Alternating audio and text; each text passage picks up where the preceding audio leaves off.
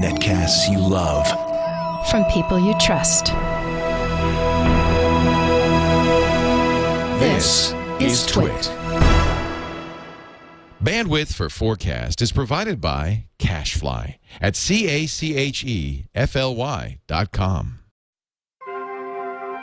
What sort of future do you think we're heading for? How will we live as we slip into the 21st century?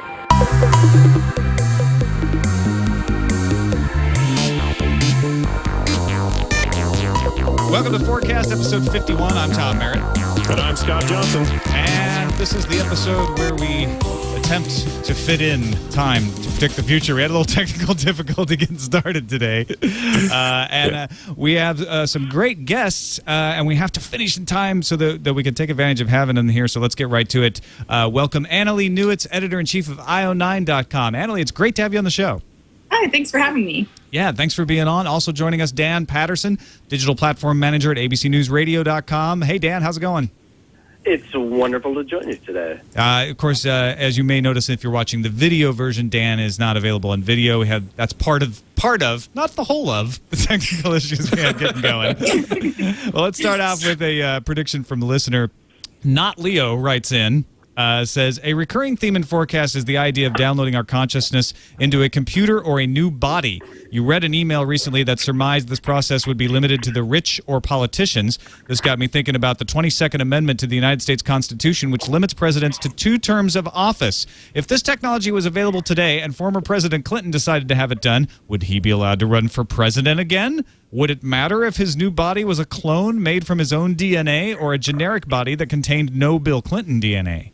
Wow. First of all, I think not Leo might be Leo. Second of all, you predict. That's a pretty crazy idea, and we hadn't really considered that because we do talk about this. Like presidents and heads of state would be the first in line to get this technology, but in the end, maybe we'd still have to have stuff in place, and we just test your DNA. Oh, you're Bill Clinton. Sorry, you can't run on the ticket this year. I don't think it'd be that hard to police that. Dan, Annalee, do you have any thoughts on this? The idea of bottled politicians running for office? I think it sounds like a great way to get a legal loophole going, because if you say you want this president to get elected again, well, you clone them, but you make a few changes in their DNA, a couple nucleotides difference, and then you can argue in court, well, it's not really Bill Clinton. It's actually mostly Bill Clinton. But then you'd have people arguing over what percentage of Bill Clinton you'd have to be in order to be disqualified to become president. So I predict a lot of court battles. Dan? I don't know. I don't know what percentage of Bill Clinton we may or may not want to see run again, and that just opens it up. That's a whole different question, right? But of course, that's. I don't know if you discussed the wonderful graphic novel series Transmetropolitan on the show or not. But if you haven't, there's very similar things that are discussed, and of course, we have to then define what is human, what is our essence, because if something is genetically identical, even if we alter it, that's the act of altering it doesn't make it not what it once was. But then we get circular conversations. I think it's fantastic, and I know a lot of people who'd like to see that 22nd repealed and Mr. Bill run again. So yeah, sure. Yeah, I mean, although we have a hard enough time keeping the Bushes straight now, since they're both named George, if we have like clones of both of them running, it just gets even more confusing. I'm just saying that you can ensure that he will not be electable if you can make sure it's burger-eating, blue-dress Clinton. If it's that guy, no one will elect that guy again. But if it's, smart, very, well-spoken Clinton, he might have a chance. So you just got to limit it to say, all right, you're going to be the Big Mac-eating, blue-dress controvery person, and you're not in. You can't run again. That's why only 75% of Bill Clinton can be reelected, right? We have to pick out that percentage of his genome to fabricate. That'll be the 51st Amendment, allowing setting the percentage of someone who can be reelected. Absolutely. All right, let's start with the short-term predictions. These are things you think will happen sooner than later on the near horizon. Annalee, we'll start with you. What is your short-term prediction for FourCast today? My short-term prediction is that we will be able to do street drug deals with cell phones. And specifically with Android apps, because I don't think iPhone would allow you to, download a street drug deal app. So I think what you would do is you'd have people putting up these augmented reality tags that you see everywhere. And you'd walk down the street with your drug deal app and you'd look to see who's selling what. And then you'd use some kind of M-Pesa type system to credit the drug dealer's cell phone with however much money you wanted and get your drugs. So it's all clean and, there it is right there, your drug deal on the street brought to you by an Android app. So no more corner kids, right? No more having to guess, who's selling what, Right. They'll just have the tag right there so you won't mistakenly approach a heroin dealer because you want pot, just get rid of all the confusion. And, that's how technology makes things better. This one actually lands in that category, Tom, that we have occasionally of predictions that I think have some actual merit. No Tom intended. But the idea is the idea that you could do that is not far fetched to me at all. Like it's just a matter of the dealers and the buyers getting their heads around using this technology in such a way that they could just GPS the crap out of their business and create tags and do RFID in the future and end up with a whole new way. It's kind of like this. It's like the uptick in porn purchases or the uptick in even pizza orders. It's so easy to just do it online. It eliminated all that pain in the butt of having to go pick something up and, wear a mustache and hide. This is not that dissimilar to me. It seems like this could happen next week. This is already happening. I live in New York City, and there are some jokes to be made about this, especially making money on the float. Drug dealers can easily have an app and just allow the drugs to be a loss leader and do something like Venmo or PayPal, where your money is sitting in limbo, making interest on that transaction fee. But drug dealers now are doing that here in the city. Geolocation, while you never want to be tied to an identity or that identity tied to a particular location, this is a story that is flying under the radar. I don't want to say we're officially working on this at ABC, but I definitely know some of my colleagues have been looking at this in terms of particular neighborhoods and then going prices for particular drugs in different neighborhoods, and then being able to do transactions from using apps like Venmo direct to a vendor.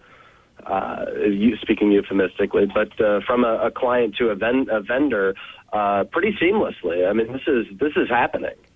Yeah, really what we need, it isn't so much the augmented reality app where you kind of walk down the street and figure out who's a drug dealer. What we need is just cash. How do you create something that is basically without cash that you can exchange between cell phones or between mobile devices?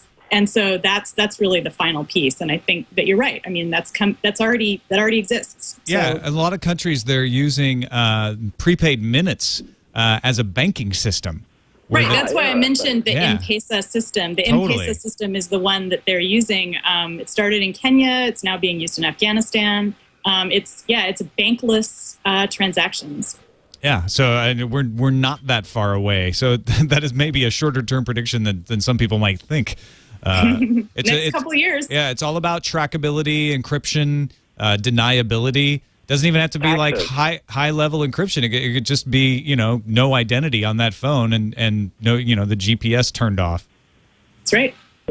But where they always get you is that deposit into a bank account of some type or another, which is why drug dealers use cash. But that's always the catch with schemes like this, is that we can do everything. We can encrypt the hell out of everything. But the prepaid minutes, I'd never thought of that. Yeah. That's some replacement for currency. Let's kick it over to you, Dan, then. What you got on your short-term prediction plate, if short-term predictions were a plate? I'd be a terrible political pundit if I didn't make a prediction about this upcoming election. I know this isn't strictly tech, but we do have an election here in the States in about 3 weeks, and this is also the earliest or one of the earliest elections in U.S. history on November 2nd, and it is only the second United States election to happen with World Series games happening that could potentially occur. We could have 3 games after the election, and an old political saying is America doesn't care about politics until after the World Series. So my prediction is also a question, and that is less about the status of will the Republicans regain the House or Senate, and more what will happen if the World Series is still played up to and potentially on Election Day. And we're already seeing a very dissatisfied electorate and likely voters, potential voters. Those numbers are incredibly low right now. So my prediction is that the World Series will be far more important to the American electorate than this upcoming election. Even if it's Phillies Rangers? Well, here, the Rangers, they're going to lose. The Yankees are going to beat the Rangers. 5 games, 6 games. Oh, so now we're getting into baseball predictions. I see. We can make that prediction, too. I'm a Yankee fan. All right, but this is interesting, right? I've heard this old slogan, like, no one cares about politics until after the World Series, and it dates back to a time when the World Series happened in mid-October, and it's been getting pushed later and later and later till now it's in the first week of November, and it is odd to have the World Series happening on Election Day. Well, and particularly if you look at Nate Silver, who does 538.com, this is the real big tech hook. 538 was recently purchased by the New York Times, but Nate does amazing data analysis, and those are the conclusions that he's drawing, is that the World Series will have a far greater impact on the elections, which of course influences policy, and that influences technology like nothing else. In fact, this coming election could have a larger impact on the technology world, particularly with how rights holders and the split with the public is treated. So this could be a very important election for those who are into technology and politics, and you might have to care about baseball. It's 538.com, a really great source for data analysis. I like that and the Iowa prediction market as ways to kind of tell. Iowa prediction market. They're almost never wrong. Yeah, they've rarely been wrong. It's only in cases where they didn't get enough of a critical mass of people placing bets. Annalee, do you think World Series more important than the election this year? Well, I think the question is always, if an event like this is going to prevent a chunk of people from voting, what chunk of people is it going to prevent? And so if it's going to influence the outcome of the election, it's going to be because a certain percentage of people are only tuned into the game. They're either going to the game or they're watching it on TV or watching it online. So does this mean that we're going to have more Republicans elected or fewer Republicans elected? How will it affect incumbents? That's what I want to know. I mean, it could be that this will mean that more people who are interested in technology issues will be voting, because the stereotype, of course, is that people who are interested in technology are less interested in sports. So we'll have to see. Yeah, it'd be interesting to see. I've heard people theorize before, if there was like a Halo Reach launch the weekend of an election, or a major movie launch the weekend of election, how much does something like that in the entertainment business or the video game business or something like that, how much does that create a big stir? If there was a brand new iPhone available the day of the election and there were huge lines at every Apple store, does that make a dent? Does that automatically increase or decrease the number of, say, Democrats that show up because everyone thinks Apple fans are Democrats? Or, I love that kind of data. So this is about as close as we're going to get to seeing what a huge sort of cultural event would do to an otherwise normal election period, which is, I don't know. Yeah, and I think now what we need to do is convince J.J. Abrams to release the next Star Trek movie during an election period, so we can see how that balances things out. I agree. In the name of science. In the name of science, JJ, do it for us. All right, on to the long-term prediction. We'll stick with you, Dan. These are longer views, more of the in 100 years or longer sort of situation predictions. What do you think is going to happen long-term? Well, with everything, it'll be just fine. So not to be overly serious here, but sticking on the themes of journalism and the future of journalism, we pontificate a lot about what will happen with media and journalism, and we talk a lot about print and the future of newspapers and representing broadcasting.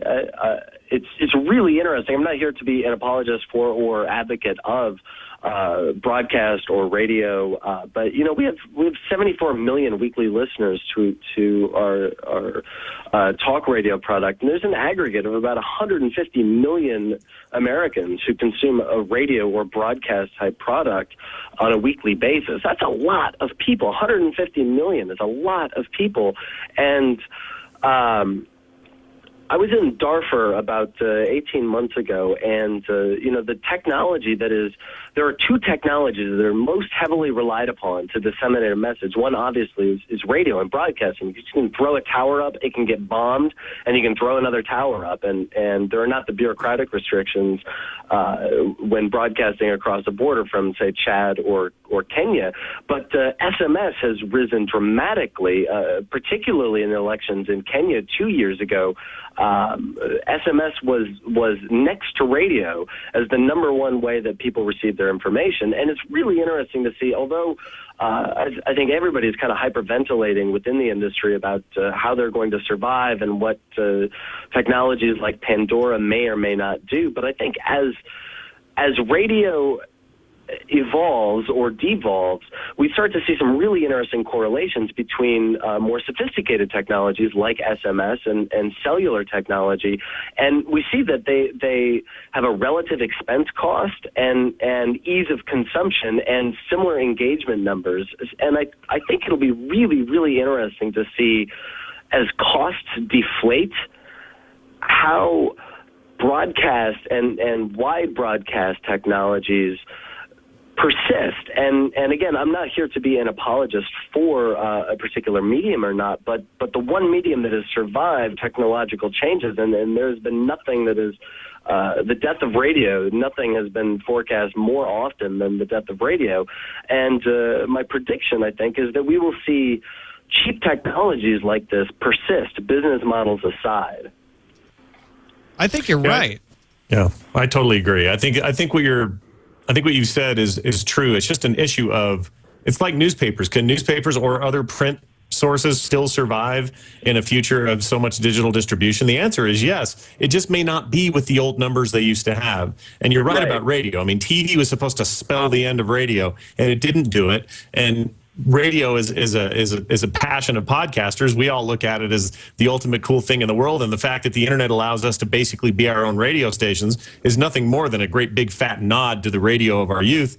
And I don't see that medium going away. I just think it's more spread out, and as it gets cheaper, like you say, there'll be more, perhaps the model breaks, but there'll be more people able to do the broader range broadcasting than there are now. So it's just more to share in the same numbers.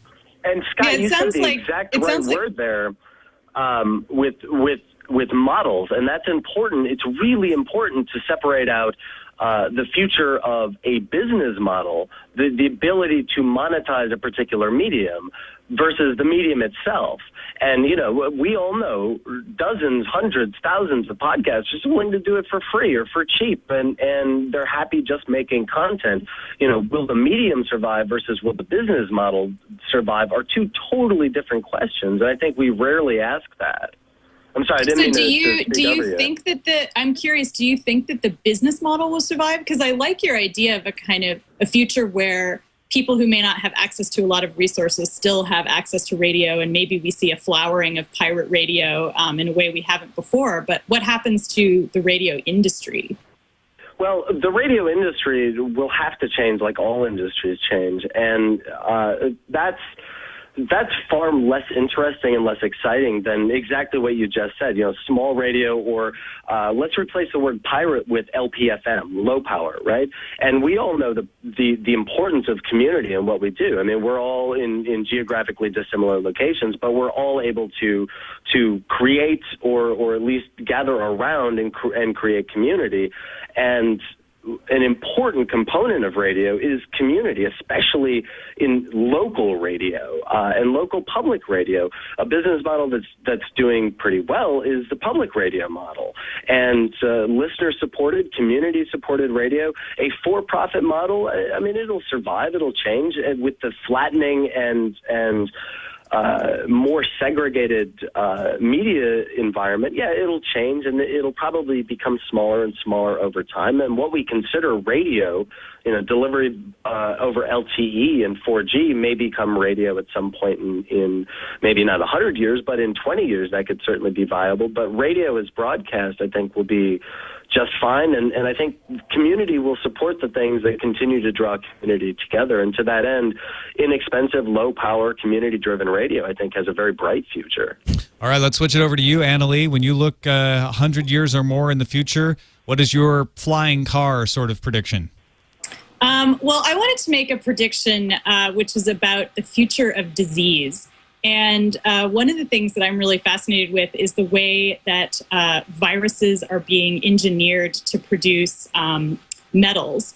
This is part of material science research, and there's some going on at MIT and Caltech. And so people have synthesized viruses to do things like produce solar cells or to produce computer monitors, and by tweaking the genome and getting them to kind of produce virus shells that are made of metals instead of the usual virus shell. So basically, imagine a future where we have a lot of technologies that have been generated by these tweaked viruses that produce metals or that produce solar cells. So my prediction is that we're going to see things like lung tumors that are solar cells, and that basically you'll see people who've accidentally inhaled some of these viruses, or some of the viruses have not been perfectly engineered to stop their growth the way they should.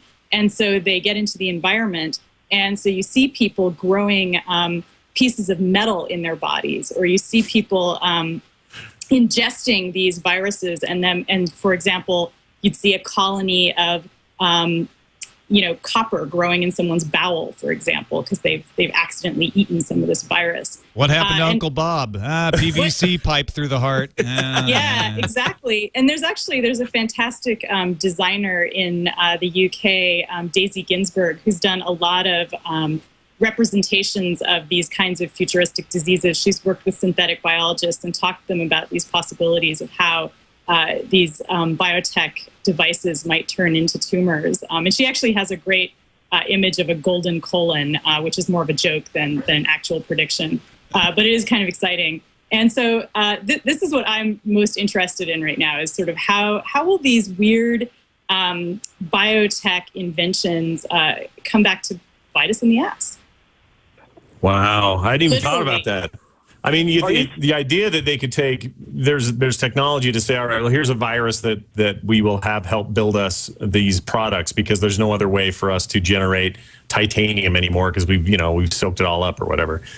That seems like a really neat idea, but I hadn't really considered the idea that virus could mutate, get sneezed on me, and suddenly I'm made of titanium. I don't know. Suddenly you have a little colony. I love the idea of someone growing like a little mini solar cell in their lung, which of course, because we'll have advanced medicine, it'll be able to be removed and hopefully or power their heart, like Tony Stark. That would have to be on the outside of their body, so they would get like a melanoma on their skin made of a solar cell. The Stark melanoma. Nanobots to the rescue, then, right? Is that kind of our answer to sort of fight that stuff? Well, maybe the answer is good regulation. Maybe the answer is, medicine adapting to assume that we're going to have viruses, that we're not only going to be communicating viruses that are wild type viruses, but engineered viruses, and that they aren't going to just make you sneeze. They're going to make you grow weird industrial products on your body. Twick in the chat room and Ken, our engineering VP, both said Wolverine. I want to catch the Wolverine virus. Well, remember that scene in the Wolverine movie where he gets injected with the adamantium and he's all angry and naked? It didn't seem very pleasant. I don't know. I mean, maybe the outcome is worth it in the end, but it really did. It was, even though he was naked, it was not a good scene. I mean, the naked was good, but he seemed so unhappy. Have you seen anything about PCPs and almost exactly this within water supplies? I was at a conference in Portland, Maine a couple years ago about almost exactly this: the things that we flush down the drains, the pills that we don't want, and the impact on wetlands and particularly the fish that live in our here in Brooklyn, I wouldn't call them live, but exist within our runoff. All those hipster fish in Williamsburg. Yeah, those trendy little bastards. With their little mustaches. Mustache fish? That's exactly what we're seeing, mustache fish. And it's from the pharmaceuticals in the water supply. Exactly. No, it's But actually, you can see like a macro version of this happening with a lot of the seabirds that have been eating eating plastic from these kind of garbage whirlpools that form in the ocean from discarded plastic items. And, scientists have found, hundreds of birds who have starved to death because they've mistaken pieces of plastic for seaweed or for other kinds of food. And so that's basically, they are dying of biotech. They're eating something in their environment that they think of as food, and they're dying because it, of course, doesn't provide them any nourishment to consume plastic. Sadly, I'm going to have to move us along here because we're running short. Further into the future. Yeah, we're running short on time. Ha, get it? So, time for our crazy-ass predictions. One really far out there, like in 2,000 years, we're all made of cheese. That's my default example. No one has made that prediction yet. Probably a good idea, but we'll start with you, Annalee. Crazy-ass prediction, what do you see? Okay, here is my idea. Are you ready? Ready. Yep. Okay, historical reenactment planets. Okay, because I love this. Here we are in the far future, okay? Pretty much nobody even lives on a planet anymore because it's not... If you want to inhabit the surface area of an object, like a planet is a really bad way to do it. So most planets have been deconstructed and turned into halo worlds so you can have more surface area for your mass. And, everybody's been bioengineered and they can live in space, so they can live, with 3 heads. They can, they can do pretty much whatever they want to modify their bodies so that they can live in a variety of environments, and they can modify their environments. So what happens to people who are historical enthusiasts? Basically, the Society for Creative Anachronism of the future. So for those of you who don't know what the Society for Creative Anachronism is, it's a group of people who get together and reenact medieval life, and they have sword fights, and they have jousting, and they have dancing and all that kind of stuff. And so in the future, what we're going to have are people who will literally create an entire planet in order to reenact what we're going through right now here in the 21st century. So they'll take a bunch of matter, create an Earth, terraform it, add a bunch of toxins to the environment, create a kind of an ozone hole because you want it to be as historically accurate as possible. Otherwise, it's not fun. They'll put themselves back into these weird wild type human bodies where we have to go to the bathroom and we sweat and we have to reproduce by having sex, which is pretty old school, right? But even though these are pretty miserable conditions for many of us right now, for them it'll be super fun because they can come and they can be vulnerable to disease and aging for a little while, and then they can go back to their atmospheres inside of giant bubbles floating out next to a sun and put back on their radiation shielding carapace and go back into their regular body. But once in a while they'll have these big events on their historical reenactment planet and pretend to be 21st century human beings. So you're not talking about the Grenada invasion planet. You're talking about planet of the 1990s. Like the Matrix, where we're stuck in 1999. I think, the 21st century will be a fun time for people to reenact because a lot of historical reenactment is about war. And so what could be more exciting than being at a time when, we've given up the old Cold War ways of doing things and we're in a phase of terrorism. So, that would probably be super exciting for people who couldn't, die or be injured to be in a situation where they could put themselves into fake danger and turn all of the things that we think of as being the most horrible aspects of our lives into a fun diversion. So that's what we'll do with us in the future. I don't want to waste any time because I know we're running short, but I do want to say this is one of my favorite predictions we've ever had. That is an awesome idea. I love that idea. There's something about that just totally clicks with me. Well, thanks. Cool. Let's move on over to. I'm speechless because I love that prediction so much. I'm already thinking of the different reenactment planets that I want to exist. Our crazy ass prediction for you, Dan Patterson. What do you got? That's a brilliant prediction. Kind of on the same lines, but far less brilliant. in the post-nanobot world, right? Let's say we're able to solve our genetic problems, we're able to solve our disease problems, and we have little nanobots that fix things. We get very bored because our life has slightly less meaning because of our mortality.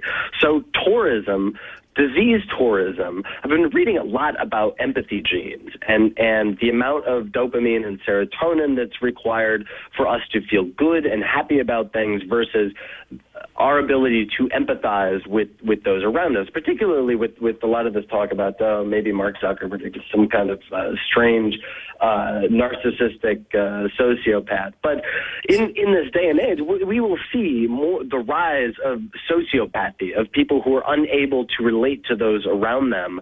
And we will get very, very bored, and we will start doing tourism I was going to say with diseases and with weird things that we can make our bodies and minds do, but man, that's the terraforming of planets and tourism I think maybe we might just have to do interspecies tourism. Ooh, stepping it up there, Patterson. Well, become a bird. I was just inspired by the brilliance of that. But, what about having an event where we've decided, some of us, just like furries, right? The furries will become real. Oh, no. Spatial tourism. Well, maybe you should add together both the disease tourism and the species tourism so you could become like a diseased panda or something, and it'd be the ultimate experience. That sounds like a South Park episode. It does, Planet of the Diseased Pandas. Pull that idea away. Forget that. I can't be alone in the fact that I sit around wondering what is going on in my cat's mind like 90% of the day. I always wonder what's going on in my cat's mind. He's looking at me right now. And I want to know what he thinks of what I'm doing. Right. So I'll take that tour. Let's go. Yeah, me too. How much fun would it be to play with your dog if you were a dog? Way fun. Yeah. All right, let's finish up with 4 questions. This is the segment where each of our guests face 4 rapid-fire questions about the future. Don't stop and think. Just answer with whatever comes to mind. It's free association time. Yes, indeed it is. And I'm going to ask the first 4 questions to Dan Patterson. Dan, are you ready? I'm ready. All right, here we go. Number 1. What was yesterday's date binary code for? It's kind of a trick. 10-10-10, monkey knife fights. Nope, it was 42. The answer is 42. Oh, I knew that too. Well, I still say monkey knife fights. All right, fair enough. When we do find the Chud civilization, will we befriend them or enslave them? We'll enslave them. All right. So natural. You answered that so quickly and naturally. Well, when given the option to enslave. Yeah. All right, fair enough. When we no longer have oxygen in our atmosphere, how will we cook our marshmallows?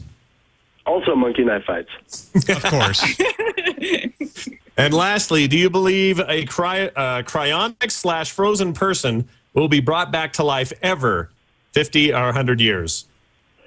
Last weekend. All right. I knew with monkey knife fight. Exactly. At Bernie's. Congratulations. Nice job. You did good. All right, Annalee Newitz, are you sitting comfortably? I'm ready. Then we'll begin. On a scale of 1 to 33, how Dune-like will our future become?